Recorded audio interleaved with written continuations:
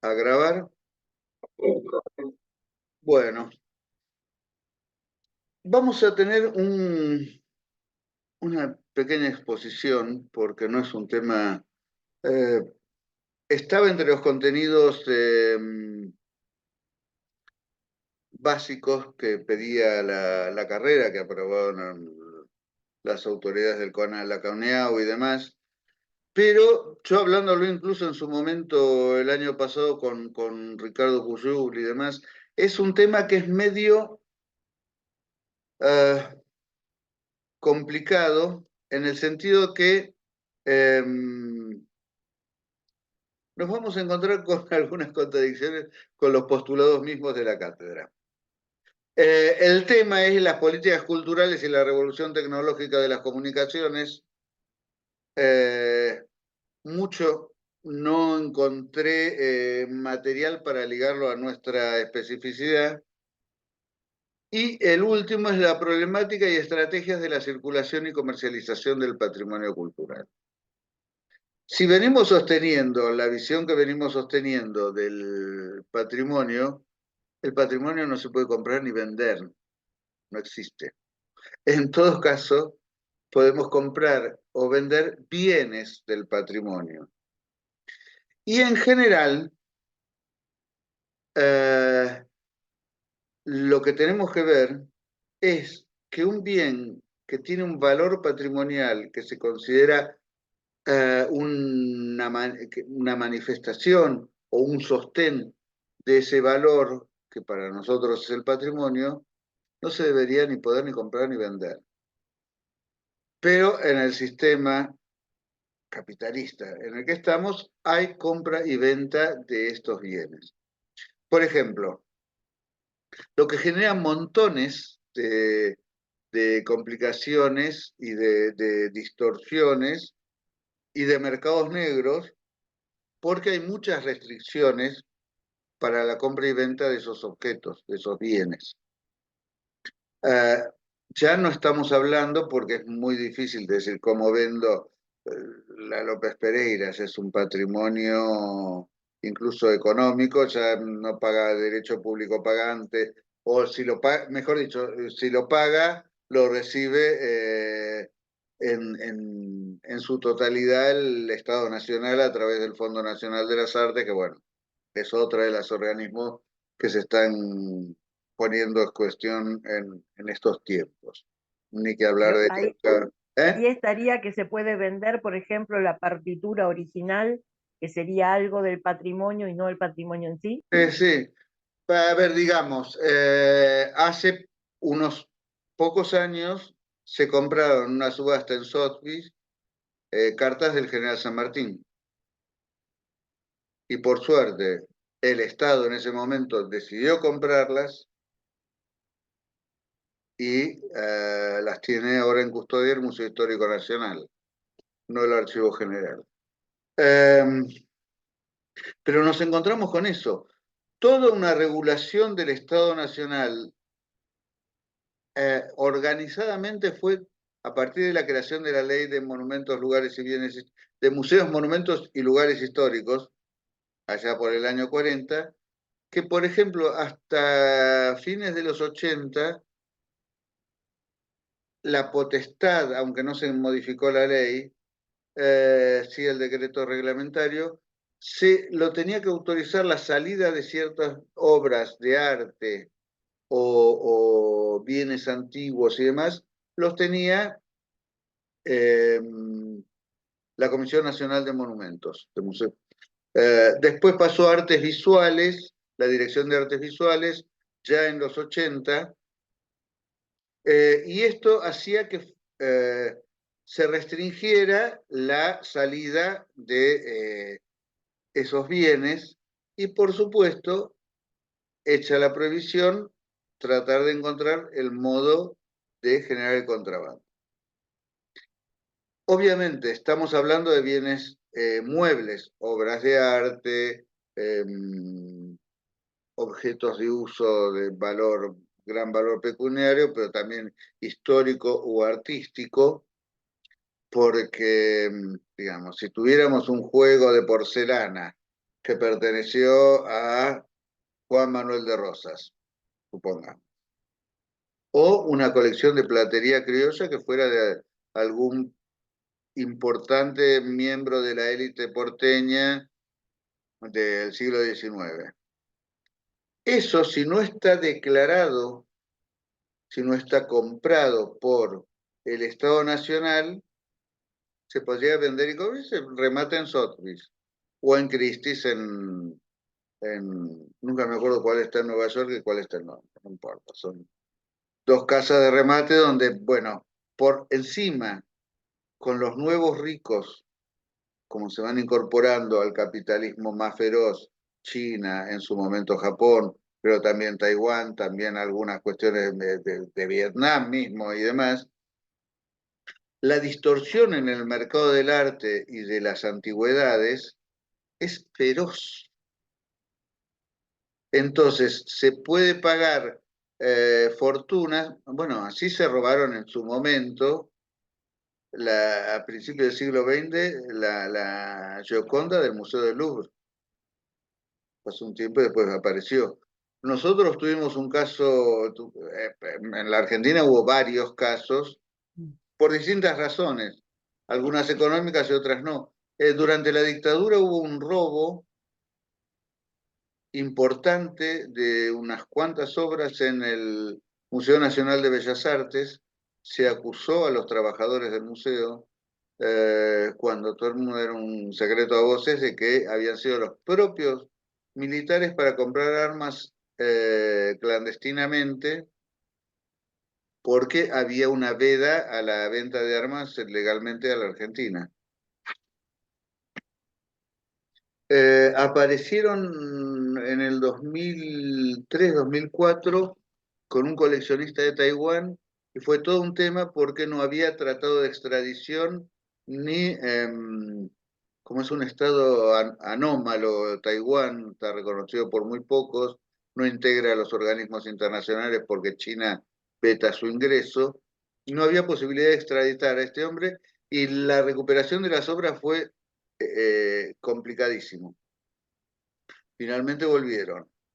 Pero estamos, vuelvo, ante algo donde el valor de un objeto es reemplazado por un precio de mercado.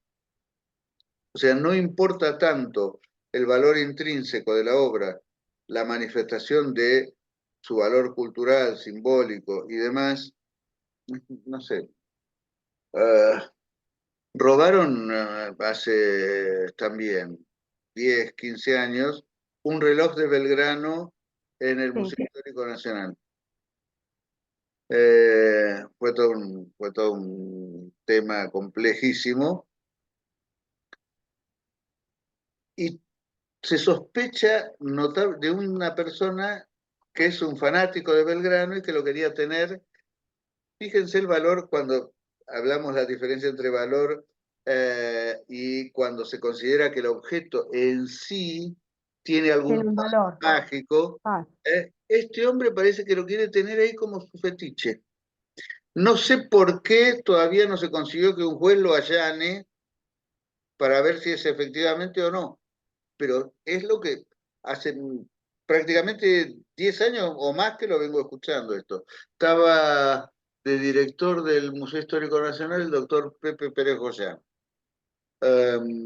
que había sido antes director del Museo Etnográfico de Pilo, acá en la UBA. Y así nos vamos a encontrar con casos, casos y más casos. Nosotros no vemos eh, el... Nosotros sí, o espero que sí. El valor de las cosas, el valor simbólico y cultural, eh, pero esta gente ve un precio y entonces pasa todo a ser mercancía, que es para mí el gran drama de este sistema económico y social que nos está rigiendo desde hace más de 200 años, no, en Europa mucho más, porque en realidad el capitalismo va sufriendo diversas evoluciones desde la Baja Edad Media hasta el extractivismo de Potosí, la revolución industrial, la segunda revolución industrial y ahora la revolución de las comunicaciones y demás, que vamos a ver si tiene alguna incidencia, como es uno de los temas que pide este núcleo temático. Otro tema, por ejemplo, la legislación argentina y la de otros países, con la Comisión Nacional de Monumentos, Lugares y Bienes Históricos, con todas las complicaciones que les comenté que podía llegar a tener la falta de renovación, la falta de profesionalización no tanto de la estructura técnica, sino de la conducción. La desarticulación con el Instituto Nacional de Antropología y Pensamiento Latinoamericano, con los institutos históricos que dependen de cultura, es muy complicada porque va haciendo distintos vericuetos y complicaciones y demás. Los monumentos históricos nacionales también se pueden comprar y vender, salvo aunque sean propiedad del Estado, que ya agotan su capacidad de ser mercancía. Hay incluso edificios que están dentro de una declaratoria de patrimonio mundial, como la estancia jesuítica de Santa Catalina, que está al norte de Córdoba, cerca de... ay, no sé si alguno la conoce. Es bastante difícil de llegar. Está en manos todavía de la familia que la compró a la Junta de Temporalidades cuando expulsaron a los jesuitas. La familia Díaz, pero montones de ramificaciones. Tal es así que formaron un consorcio donde está media judicatura y media aristocracia cordobesa ahí, porque son todas relaciones de familia que se conectan cerca de las Cochingas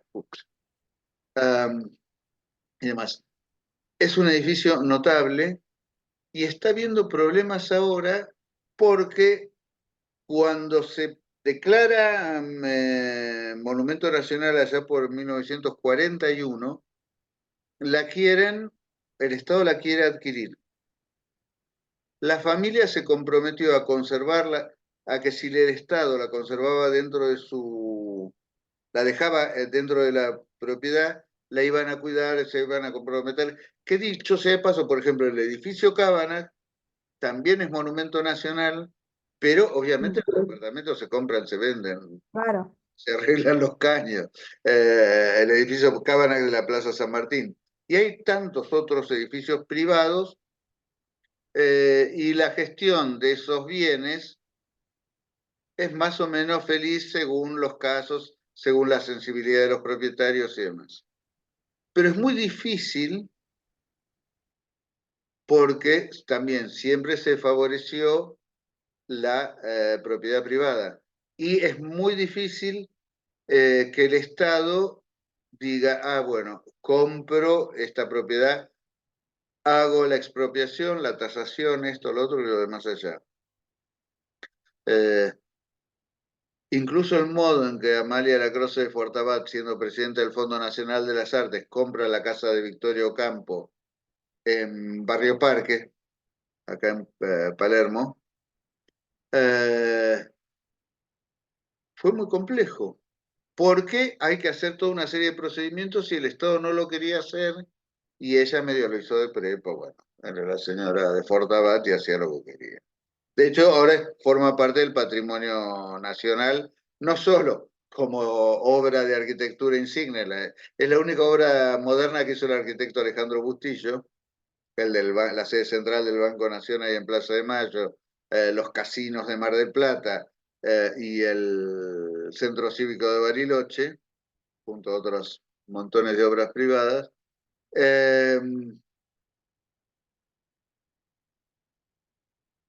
Ay, sí, me perdí.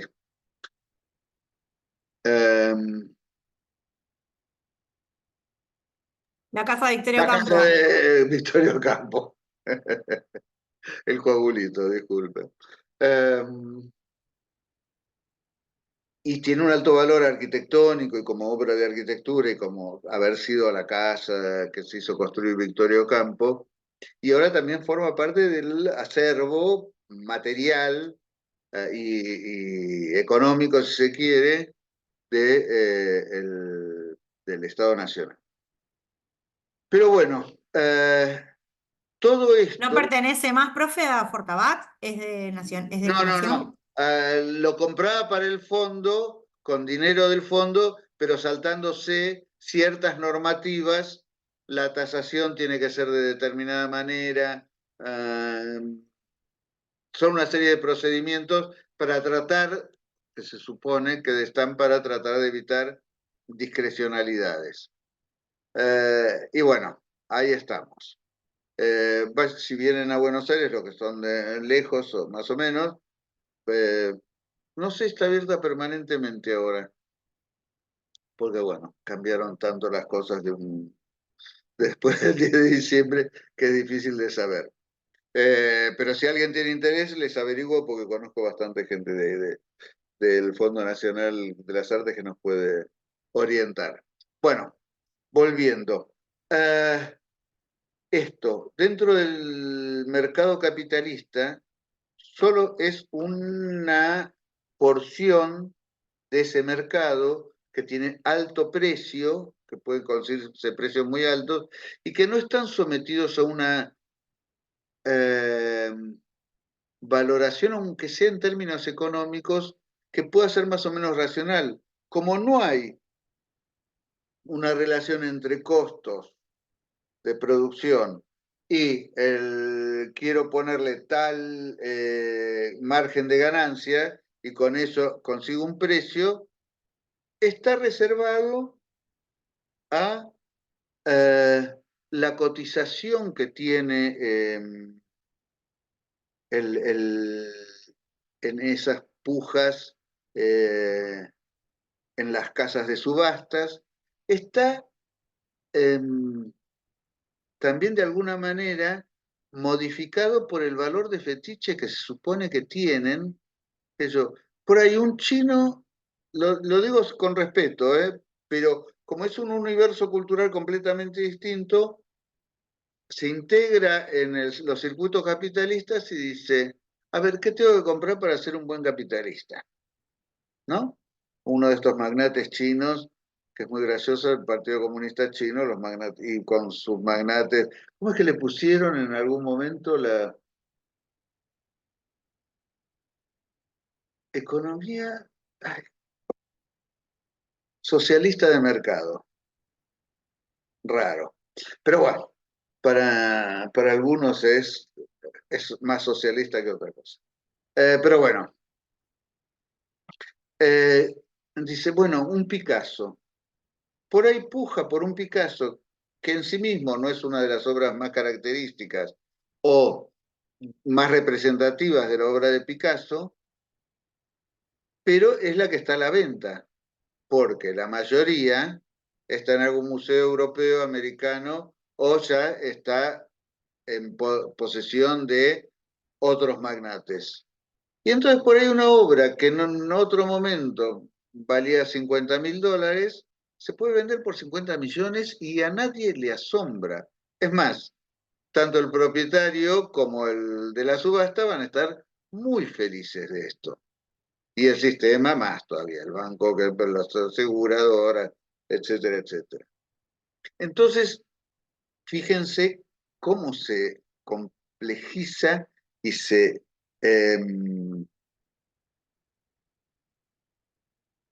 distorsiona la lectura de los bienes culturales, que pueden tener un altísimo valor patrimonial, ¿no? Más allá de la vida que pueda haber tenido Picasso, y me la agarro con el pobre Picasso, y todas las cosas que después se descubrieron, el maltrato a las mujeres, Entonces, como artista realmente impuso un giro y tuvo una producción notable, y fue un artista reconocido eh, durante todo el siglo XX y sigue teniendo el mismo reconocimiento. Pero ya esos precios son un disparate. Y hubo otro caso del que yo tuve que ser testigo, en este caso fue como delegado gremial porque era un personaje muy maltratador. En los 90, los famosos 90, se establece un sistema de concursos para el nombramiento de cargos directivos de distintos organismos. Y se había creado lo que se llaman los cargos críticos con funciones ejecutivas, que era para poder incorporar al Estado, se suponía, los mejores profesionales en ciertos cargos, entonces se les pagaba un plus, esa función ejecutiva, que había varios niveles después. Y uno de los cargos que cayó con esto fue el Museo Histórico Nacional y otro el Museo Nacional de Bellas Artes. El concurso, que no tenía veeduría gremial, o sea que nadie sabe bien cómo fue, recae en un tipo que era bastante importante dentro del circuito cultural, pero más que nada era crítico de la arquitectura, un tipo muy cuestionado por un lado, pero que tenía muchas relaciones y demás en todos lados. Quizá alguno haya escuchado hablar, Jorge Glufer pasa a ser director del Museo Histórico Nacional, perdón, del Museo Nacional de Bellas Artes. El del Histórico Nacional también es era otro caso, pero bueno, con otras connotaciones. Y empieza un periodo muy complejo en el Museo Histórico Nacional, que es el que tiene los mejores profesores de historia del arte. Son casi todos, o eran casi todos, profesores de la UBA, de Filosofía y Letras, de la carrera de Historia del Arte, y muchos son colegas nuestros, y muchas, en no sé si tantos ahora, pero bueno, en su momento sí, en la UNA. Florencia Galecio, por ejemplo, la deben haber tenido algunos, es brillante. Pablo de Monte está en Artes Visuales, Pablo, también. Bueno, este hombre se presenta y dice, yo soy judío, fascista y paranoico, así que me van a tener que aguantar. Textuales palabras. Aunque está muerto, digo, me parece que es a ejemplo. Pero bueno, empezó una política el Museo Nacional de Bellas Artes muy siniestra, donde se empezaba a invitar a artistas vivos. En general los museos no conviene porque tienen mucha obra en el mercado, y habiendo dicho lo que dijimos del mercado de arte, es un problema. Él se reservaba, bueno, ciertas cuestiones como hacer el catálogo, entonces cobraba por los derechos de autor del catálogo, él les cobraba a los artistas el catálogo, firmaba él todo, bueno, medio dictatorial, pero a muchos artistas les parecía un lugar importante de validación y consagración poder exponer en el Bellas Artes. Y de hecho se hicieron algunas exposiciones en sí mismas muy interesantes, porque de arte sabía este hombre, pero con unos manejos arbitrarios de todos los costados económicos que pudieran haber. Y resulta que después vimos la cuestión, era que el tipo con esto incidía en el mercado del arte, porque le daba a algún artista que estaba por ahí en baja, cuando uno tiene que someter su producción a estas leyes, a veces pasa de moda García Uriburu. Tuvo un auge, dejó de estar en el candelero, revivió un poco su obra, pero no lo aprovechaba tanto él, lo aprovechaba quienes poseían obras de este hombre. Y se sospecha, eso no lo pudimos ver, que el tipo antes de invitar a alguien compraba. Y pasó, y nosotros tuvimos, tanto por maltrato hacia los trabajadores, como por convicciones de que había que hacer algo con estas distorsiones que se generaban en un mercado, porque si encima el capitalismo en sí genera desigualdades y precios medio disparatados, si vos incidís medio de canuto, por decirlo de una manera muy castiza, en ese mercado, lo distorsionás aún más. Y bueno, hubo unas denuncias públicas que eso se consiguió con el tiempo de que renunciara.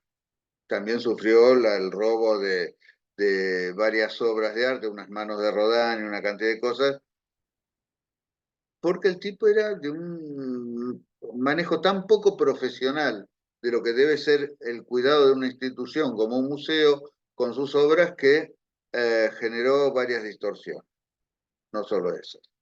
Otro caso ya tiene que ver, sí, con un famoso coleccionista eh, que conseguía, tanto en el Bellas Artes como en el Palais de Glass, como en el Museo Fernández Blanco, ahí en la calle Suipacha, que es del gobierno de la ciudad ese, hacer muestras de obras de pintores, ya en este caso eran fallecidos, pero que volvía a poner en el candelero a ciertas obras, con un agravante que también fue muy difícil de probar, y este hombre murió hace unos años. Tenía pintores, y yo conocí a uno de ellos, que le hacían hacer obra nueva, desconocida, de, por ejemplo, estoy pensando de Quirós, o de Soldi, o de Leoní Matisse, o de artistas que trabajaron en la primera mitad del siglo XX con ciertas cuestiones, Malarro o Fader. Entonces, de golpe hacía una retrospectiva en acuerdo con algún funcionario. Estaban las obras auténticas, que él había conseguido restaurar, que él había ido comprando, compraba a un precio relativamente bajo, porque eran artistas que ya estaban fuera del circuito de vuelta, las restauraba y introducía algunas pocas obras autenticadas que eran de otros pintores contemporáneos, modernos, de esa época, y las hacía pasar por obras auténticas de un Fader, de un... No sabemos cuánta obra de esta hay circulando o en poder de algún coleccionista que la pagó de buena fe. No creo que nadie quiera perder plata con eso, ¿no? Sobre todo en este circuito. Entonces, utilizando los lugares oficiales que custodian bienes del patrimonio, se generan distorsiones y delitos dentro del mercado del arte que sigue circulando cuando debería ser de otra manera. Es muy difícil dar una alternativa, pero porque o los estados son muy poderosos o tienen fundaciones, tipo, o hay mecenas, tipo los Rockefeller o no sé qué, que eh, ponen un museo y lo dejan para el público, para disfrute del público, que sería una cosa, pero bueno, desde el concepto de mismo de arte como el gran valor hasta el valor que puedan tener en sí mismas esas obras como bienes culturales o el precio, vamos mal. Un tema más, porque quiero pasar a otra cosita. Existen, que les tengo que pasar después los textos, en esta dispersión que tenemos en el área de cultura del gobierno nacional, una cantidad de otras leyes que protegen bienes de otros valores, por ejemplo, valor arqueológico, son patrimonio, pero tienen esa especificidad. Y hay un registro de esas colecciones, pueden seguir siendo privadas, se pueden comprar y vender, pero no pueden salir libremente del país porque se consideran parte de bienes del patrimonio nacional, pero tienen que estar registradas. Y ese registro lo lleva el Instituto Nacional de Antropología y pensamiento latinoamericano. Iba a decir de antropología e historia, pero ese es el de México y el que envidiamos en mucho su estructura. Que tiene también una cantidad de profesionales, pero no todos los bienes que están en esa ley y en ese registro son arqueológicos. Entonces a veces es muy difícil evaluar y clasificar, porque una de las cuestiones que es fundamental para los bienes es poder hacer un inventario, tener la documentación, cómo ingresó, las características, el origen, todo, porque, por ejemplo, se roba un cuadro del Museo Nacional de Bellas Artes, si vos tenés adecuadamente documentado ese bien, puedes rastrearlo. Hoy por hoy también se fueron creando atrás del comercio lícito o ilícito de las obras de arte, toda una estructura supranacional para perseguir los delitos, que son estos famosos de Interpol, tiene toda una división de tráfico ilícito de bienes culturales. Yo puedo sacar no solo un cuadro de Picasso de acá y venderlo a un chino, sino que también, y durante mucho tiempo, hubo compra y venta de cadáveres, las momias, saqueo de yacimientos arqueológicos, acá y en Egipto o en cualquier parte del mundo. Y es todo un tema, el tema de patrimonializar restos humanos. Si la adquisición es lícita, pues por ejemplo el Museo de la Plata hace campañas en Egipto desde hace 80 años, no me acuerdo cuándo empezaron. Y tenían en exhibición sarcófagos y momias egipcias. También tenían en exhibición el cráneo de los caciques que Roca iba matando, o tuvieron en exhibición una familia viva en los albores del Museo de la Plata, no me acuerdo si eran tehuelches o mapuche, que fueron muriendo ahí de tristeza, por depresión, y después exhibían los cráneos. En los últimos años hay todo un proceso de despatrimonialización de restos humanos. Primero se dejan de exhibir y después se devuelven. Me acuerdo que también tuve que ver un caso que para mí fue espantoso, pero no lo podía entender. Al norte de la ciudad de Santa Fe está Santa Fe la Vieja, en la localidad que se llama Callastá. La empieza a excavar un Zapata Goyán, que era un arqueólogo muy importante de los años 40, se declara lugar histórico nacional o monumento, no me acuerdo ahora bien la declaratoria, pero no importa, y se empieza a hacer, es uno de los pocos casos de arqueología de arquitecturas de barro. Entonces se descubren los cimientos, pues está la tierra apisonada, es muy impresionante verlo, de las iglesias, de algunas casas, en un predio importante. Santa Fe, la ciudad de Santa Fe se traslada más al sur por los conflictos permanentes que tenían con los avipones y porque aparte las vaivenes del río no está en un brazo principal del Paraná, pero es mucho más accesible que el que tiene ahora Santa Fe. El puerto de Santa Fe es muy malo y siempre lo fue por esto. Yo digo que Garay se equivocó porque lo hubiera fundado enfrente, en Paraná, que pasó a ser naturalmente y por decisión de los propios habitantes el puerto de la ciudad. La bajada del Paraná, donde después se va creando una población alrededor de ese puerto. Con el tiempo se separa del Cabildo de Santa Fe ese territorio, primero pasa a pertenecer a Buenos Aires y después se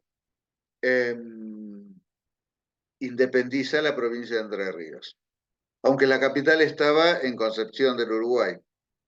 Recién pasa a ser más importante como capital de la Confederación en el tiempo que Buenos Aires estuvo separada. Bueno, volviendo, se muda la población, queda ahí abandonada, la arquitectura de tierra vuelve a la tierra, la parte de arriba, pero los cimientos quedaron.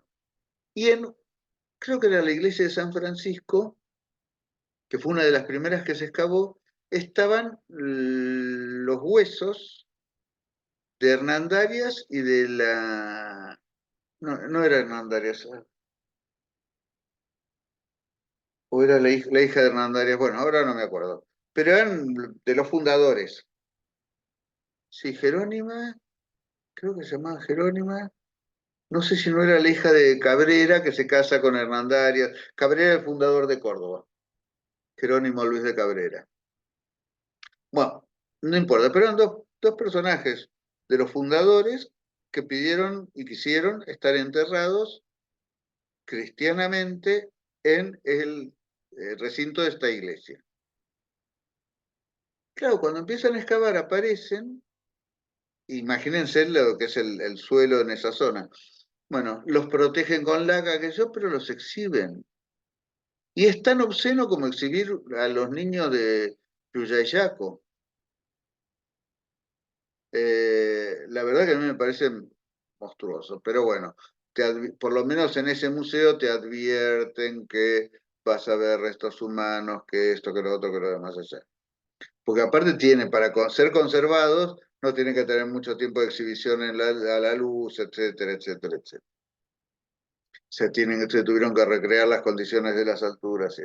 Entonces, en cualquier caso, exhibir restos humanos o tratarlos como mercancía es abominable.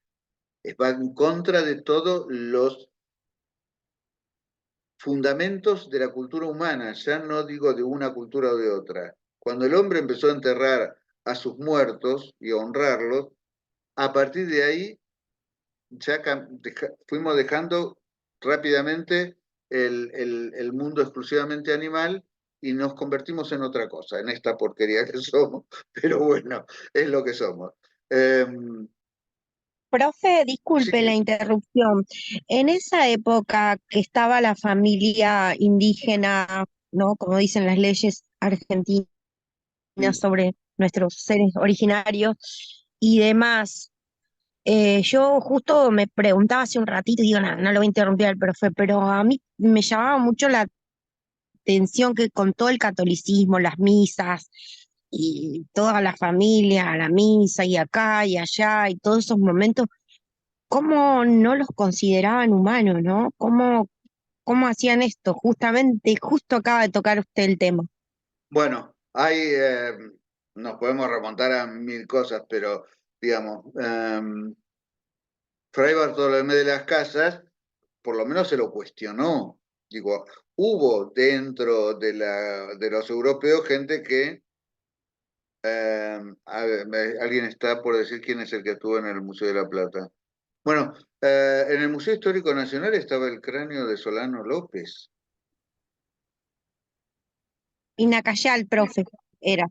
Nosotros lo vimos en Inacayal, Ah, lo vimos en otra materia. Sí, bárbaro. hay un documental que es Cuatro Loncos que cuenta Sí. la historia. Sí. Ah, entonces, vuelta, o los bienes del patrimonio como mercancía o como objeto fetiche, o en el caso de Solano López, como trofeo de guerra, nos remite a etapas muy nefastas o muy arcaicas y complicadas de la humanidad, que se suponía que la evolución nos iba dejando atrás de ciertas cosas. Pero es cierto que el positivismo y la cultura europea del siglo XIX consideró absolutamente subhumanos a cualquier otro grupo racial. Esto que decíamos al principio. la antropología se crea para conocer, para estudiar como si fueran animales, otras culturas. Después evoluciona y se hace más compleja y demás. Pero en principio era cómo hacemos para conocerlos, para poder dominarlos. Y en algunos casos fue absolutamente brutal. La pacificación de la Araucanía en Chile o la conquista de la Patagonia, en el caso de Argentina, eran territorios que no tenían, no habían tenido nunca ni siquiera dominio por parte de los españoles. No lo habían podido ejercer o no lo habían querido. En el caso de el lado de Chile, las autoridades de Santiago habían establecido muy tempranamente pactos con los pueblos eh, araucanos, como le decían ellos, mapuche, eh, y tenían fronteras, tenían tratados, tenían comercio y demás. Y acá, más o menos, pasaba lo mismo. Pero en algún momento los dos estados ya independientes quieren avanzar sobre eso. Chile, Roca aprovecha mucho la guerra del Pacífico y entonces cuando los chilenos estaban preocupados por eso, avanza sobre la Patagonia. Y todos los tratados de límite que son inmediatamente posteriores están en función también de que Chile no puede. Siempre nosotros teníamos la leyenda negra de que los chilenos nos robaban territorio. Es absurdo. Roca aprovechó muy bien ciertas circunstancias y avanzó sobre un territorio que reivindicaban ambos estados, pero que efectivamente estaba habitado y tenía sus leyes, sus pueblos que lo habitaban. Bueno, nunca se terminó de resolver y hasta hoy tenemos conflictos de este y del otro lado de la cordillera. Pero volvamos un poquito a esto. Eh, Todas las reglamentaciones son complejas si no se ubican en un contexto, si no se pueden, si no hay lo que se llama poder de policía para poder ejercer ese mandato que la ley te indica. Y sobre todo cuando tenés tal dispersión como en la legislación argentina, voy a ver si le subo, porque hay otra ley más que habla también sobre bienes culturales. Entonces estamos muy, muy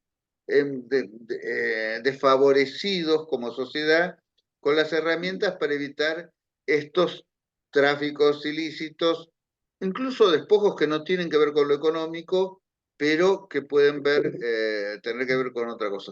Hubo un caso muy famoso con la colección Ambato, que era una colección privada, que estaba en una casa en Córdoba, en La Falda, y de golpe aparecieron un día, no me acuerdo cómo fue de casualidad, una cantidad de piezas en un departamento en La Recoleta, en Buenos Aires. Ah, bueno. Sí, el coleccionista era Goretti. Y resulta que después, y yo creo, no sé si está en litigio todavía, o si hubo algún acuerdo del que no me enteré, le decían al juzgado y a los investigadores del caso, porque hubo una denuncia judicial inmediatamente, no me acuerdo cómo fue si fue por un divorcio litigioso o por alguna causa, se hace un allanamiento y aparecen chiquicientas piezas, era antes de esta ley, y un poco la ley de colecciones tiene que ver con lo que pasó ahí. Y después alguien dijo que estaba cercano a esta persona, qué lástima que no allanaron la baulera, porque estaba llena de cosas. Uf, Y cuando fueron ya no había más. Y parece ser que las del Museo de Arte Latinoamericano que existe en Montevideo, son muchas de esas piezas que no estaban ni siquiera adecuadamente catalogadas ni registradas. Entonces hay Claro. muchas cosas que no se pueden saber. Así que bueno, esto. Después sobre la, la, la cuestión de las nuevas tecnologías, las tecnologías de la comunicación, a mí me parece que están muy descolgadas. No sé si quieren que intentemos hablar de algo, pero la verdad es que el año pasado lo soslayé. Y por suerte ninguno de los estudiantes o estudiantes me, me lo reclamó. Pero la verdad que es medio difícil conectarlo con el tema de patrimonio, salvo con la difusión o con ciertos temas para la enseñanza. Sí, Eh, también tiene que ver, perdón, ¿no? Que sí, interrumpa sí, sí, con el uso de las tecnologías por ahí eh, a nivel georreferencial, ¿no? Cuando hablan de las tecnologías ligadas al patrimonio, sí. o por lo menos lo que yo vi, de georreferenciar un mapa cultural, una cuestión así. Claro, pero Para, sí, lamentablemente, como está formulado, como pide los contenidos sí, mínimos, sí, no es claro. no es muy claro. Mm, Pero sí, obviamente, conforme va creciendo la tecnología, va creciendo las posibilidades también de hacer algunos manejos más claro. ajustados respecto de estos bienes.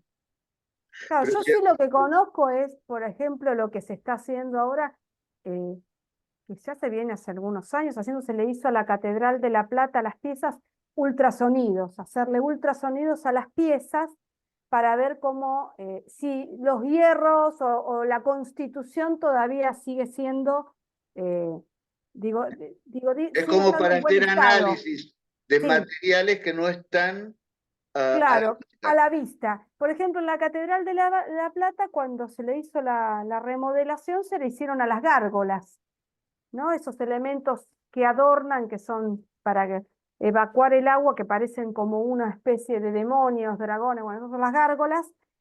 Cuando se las desmontan, por fuera no se veían en muy buen estado, entonces se les manda a hacer ultrasonidos y se le hacen ultrasonidos a las piezas para ver si los hierros, con las cuales los hierros internos que tienen en su interior están en buen estado.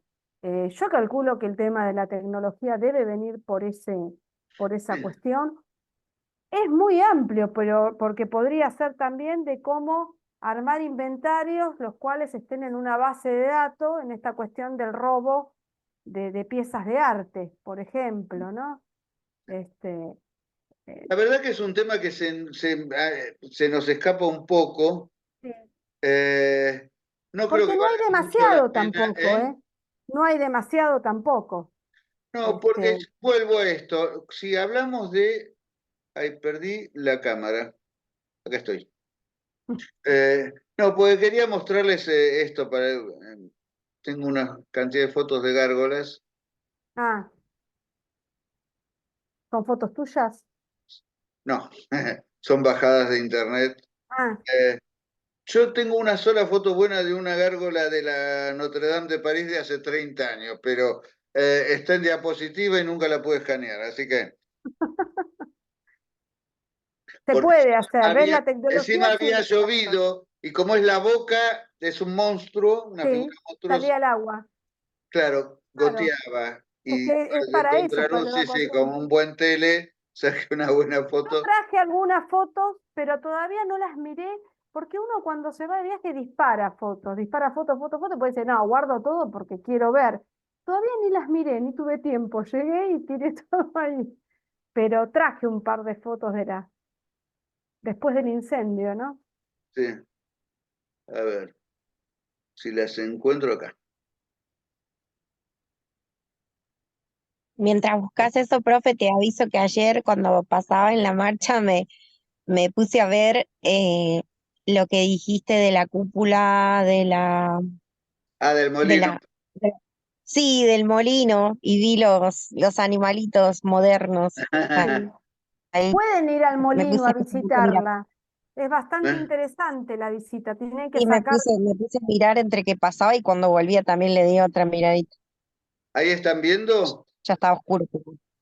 sí, sí, se ve. sí que se Bueno, ve. esta es una recreación, me parece que es más moderna, pero esta foto está buenísima. Eso es París, allá está la torre. Y esta es una de las... Este es en realidad no es gárgola porque no desagota en el sentido de que... A ver, déjame ver. Pero tenía una que era muy buena. Pero estas son todas hechas por Viollet Leduc en el siglo XIX. Claro. Eran como custodios a su vez de... Pero yo tenía acá. Estas vienen las canaletas de plomo y desagotaban por ahí. Así que bueno. Sí, en realidad son custodios de las iglesias, ¿no? Que son Claro. las góticas. Son figuras. Bueno, y ahora vamos a stop share. Ahí está. Era eso nada más. Pero bueno, si tenemos tecnología, comunicaciones y el patrimonio, hay sí una cosa que la estoy pensando ahora. Hace muchos años empecé a tener interés junto con otros colegas en un arquitecto italiano, Giancarlo De Carlo, no sé si vos lo ubicás, que falleció bastante joven, suponte 50 y pico de años, y había trabajado en lo que nosotros llamamos arquitectura contextual. Y entonces el tipo decía, había hecho un barrio en una de las islas de las afueras, en la laguna de Venecia, pero a una cierta distancia de Venecia. Venecia tiene no solo la ciudad principal, Venecia, sino que está Murano, que es donde se fabrica el vidrio, que es como una Venecia chiquita y más pobrecita. Y otra un poco más chica, pero es muy bonita, Burano, con B larga. Burano. Sí. Y generaron en un sector aledaño, hay un canal, o sea que es una isla aparte, pero está muy unida a Burano, un barrio moderno con ciertas características de colores y de formas que no desentonaba tanto con la ciudad histórica. Pero este hombre, en una charla que vino a dar a Buenos Aires, esto sería fines de los 80, contaba una cosa, que el cine y la televisión habían distorsionado mucho la percepción, en este caso, de la arquitectura, de las obras de la arquitectura. Dice, porque la gente perdió al solo ver Claro. esa cuestión táctil y olfativa que pueden tener las ciudades y los edificios. Estamos hablando de una serie de bienes del patrimonio muy particular, pero a su vez muy extendida, que son los edificios y las ciudades. Y entonces decía que uno ve no solo yo creo que era un problema básicamente de acá, edificios muy importantes, muy armoniosos, bien construidos, con valor importante, que a las fachadas, a las plantas bajas las destrozan para hacer un Claro. moderno, y encima en un edificio que tiene una determinada longitud, hacen 5 cosas todas distintas. No solo en la gran arquitectura de la Avenida de Mayo o de la Avenida Santa Fe en Buenos Aires o de las calles comerciales de Córdoba, Rosario, cualquier ciudad grande, sino que uno eso lo ve tremendo en muchos pueblos que se subdividen las casas, aparece una ventana de una forma, porque claro, conservar la ventana antigua. Y él decía, se la agarran especialmente con las plantas bajas, porque es la parte más sensual de la arquitectura.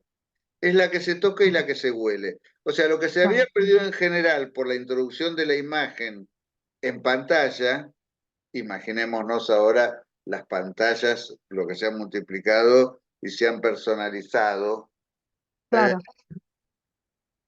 Con respecto de la valoración de ciertos bienes, porque vamos perdiendo las características. Yo veo un traje de terciopelo en un museo, por supuesto no le voy a poder meter el dedo. No, ¿no? Hay cosas que por la conservación de la pieza no puedo hacer. Pero en arquitectura podríamos conservar eso y hay lugares donde sí se hace y en otros que no. Nos pasa infinitamente. Entonces, quizá por ahí podamos empezar a reflexionar, y me sirve para el curso del año que viene, no sirve para el año que viene, por ahí también en esa cualidad, cómo al transformarse todo en imagen, nuestra cultura está siendo puramente de pantallas, Sí, si no sí. hay una distorsión y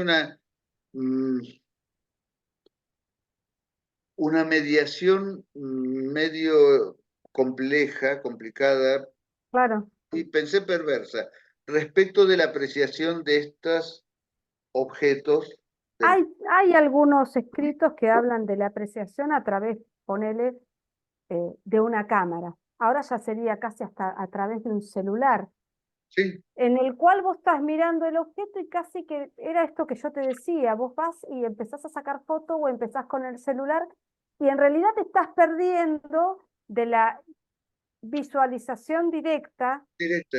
del objeto o de la acción, porque hasta en un ritual puede ser, puede ir a ver una peregrinación y lo primero que uno hace es sacar la cámara o sacar el celu, con lo cual hay muchos estudios hechos sobre eso y hay mucha cuestión de volver a encontrar esta cuestión que estás diciendo vos Ujú. de la observación a través de los sentidos en sí mismo. Claro, claro. Eh, Tomarse, tomarse el tiempo de decir, bueno, le voy a tomar una foto, se la tomo, pero después guardo el dispositivo y trato de ver el lugar o ver el sitio en esta cuestión desde los sentidos. Y casi te digo hasta desde el olfativo, que es verdad, uno está acostumbrado todo a verlo con este sentido, con la visión. Pero también tiene que los otros, el tema del oído, hay ciudades con ruidos característicos que vos decís, bueno, estoy en esta ciudad y ¿qué voy a escuchar? Las sirenas continuamente. ujú. Y vos decís, tal ciudad es esa, porque está continuamente la sirena, y vos decís, es esa ciudad. O los aromas por los cursos de agua, o por la proximidad a algo.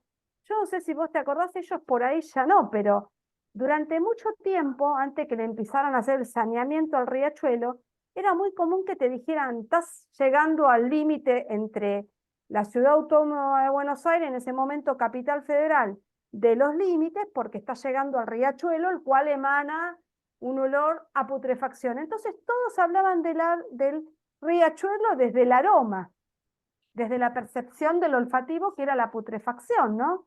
Sí, sí. Eh, Pero hay un bueno, montón. Es es interesantísimo, interesante porque para empezar a pensarlo, no, claro. no lo tenemos resuelto No, no, pero y para dejárselos también en el día a día, como, a como veces, duda, como reflexión, como posibilidad de totalmente. ir Uno cuando pensando en eso. se sube al colectivo, piensa que uno se sube al colectivo y la mayoría de la gente va así con el celu o jugando. Por ahí A mí antes me iba con un encanta, libro, con un coso que también es no mirar un poco. Pero bueno, no nos pongamos como en luditas que queremos matar la no, tecnología, no. pero por lo menos encontrar el límite. El punto de equilibrio en realidad Sí, me parece. porque es cierto que nosotros podemos conocer muchas cosas a través de Sí, los medios de comunicación, de totalmente. imágenes filmadas y demás. La fotografía en sí también es un medio de expresión muy importante y con valores artísticos también, además de los documentales que puedan llegar a tener. Entonces tenemos que ver cuál es eh, el uso que nos parece más armónico, más armonioso, ese punto de equilibrio que dijo Paula, para el tema. Pero por ahí podemos seguir un poquito antes, tenemos tiempo. Les digo, respecto del año pasado que teníamos 4 horas, que no podíamos agotarlas nunca, una vez por semana, ha sido, por lo menos desde nuestro lado, Más más positivo esto. positivo esto. Así que vamos a tener tiempo también suficiente para ir trabajando durante la cursada los prácticos, los temas que hayan elegido. Creo que están todos ya más o menos presentaron, por lo menos los que asisten habitualmente. No está de vuelta Duré. Laura Duré. No, no está. Yo te mandé igual ya el listado al mail. Porque Mientras vos con esto hablabas, de yo la lo llené. pérdida, la última actualización de WhatsApp que tenía era del 12 de abril, así que tengo un bache en mis chats y en los grupos de unos días. Pero bueno, no importa, vos ya me mandaste todo, lo tenemos que ir. Yo te mandé los presentes hasta el día de hoy. Yo Bárbaro. lo que no sé cómo son el tema de las faltas, ¿no? Cuántas faltas seguidas para que queden libres. Eso no. Seamos flexibles, vamos a tratar de serlo. ¿Eh? Bueno, no sé si mandaron algo en estos días, alguien me dijo que sí, que ya habían mandado un avance, Adriana Gañan fue una. Adrián avisó que se le cortó la luz, así que por eso no está Bueno, ahora. bien, pero Avisó por WhatsApp. dale. Entonces, vamos viendo, no sé si vos, Eduardo, si estaba también hace un rato este otro muchacho. El fin de semana voy a avanzar, porque estoy Bueno. trabajando para un parcial que tengo este viernes, que con el viaje, con toda la pérdida de tiempo que eso me significa, como conté al principio, entonces tengo que administrar los tiempos. Perfecto. Fin de Bueno, semana vamos a revisar de acá al lunes. Al lunes. Lo que hayan trabajado, si necesitan ayuda, consulta, mandan un mensaje y lo vamos viendo. Así que bueno, ya estamos. Bueno, gente. Sí, nos Creo que vamos a estamos. descansar un ratito. Yo vengo de dar clase desde temprano, así que conecto una y entro en la otra. Claro, porque estoy con la de legislación también. Igual está bueno porque son los temas, uno puede relacionarlos, ¿no? Con lo cual está bárbaro. Pero bueno, Bueno, ¿es de esta licenciatura la legislación que estás dando? Sí, sí, es no la de de la folclore. me parece que las toman varias, ¿eh? No es solo de folclore, Sí, porque sí, tenemos de pensamiento crítico también en la carrera que está nueva, o la licenciatura que está nueva, que creo artes y que pensamiento latinoamericano. me parece que Claro. sí. En, Sí, en este estamos ahora. Hay claro. compañeras que son de patrimonio artesanal, pero bueno, se van a ir Claro. subsumiendo en Porque en esta. realidad todavía se está viendo eso, porque bueno, como es relativamente nueva la licenciatura o nosotros somos nuevos en eso, a mí me cuesta todavía ver bien porque es bastante amplio el espectro de Sí, sí, sí. licenciaturas que hay en la UNA, entonces es como que bueno, es de a No, pero en poco. folclore estaba básicamente la licenciatura en folclore con las Sí, distintas menciones, eso, y claro. ahora se arma esta que Ahora es se más suma teórica. esta, claro, ahí está, Así que así es bueno, la cuestión. vayan a estudiar, vayan a comer, vayan a descansar y nosotros también. Y nosotros Buen fin también. de semana. Gracias, Buen profes. fin Gracias, de igualmente. semana. Chao. Chau, Chau, hasta chau. luego. Chau, Quédate profe, 5, gracias. no te me escapes. No, espera que tengo Chau. que.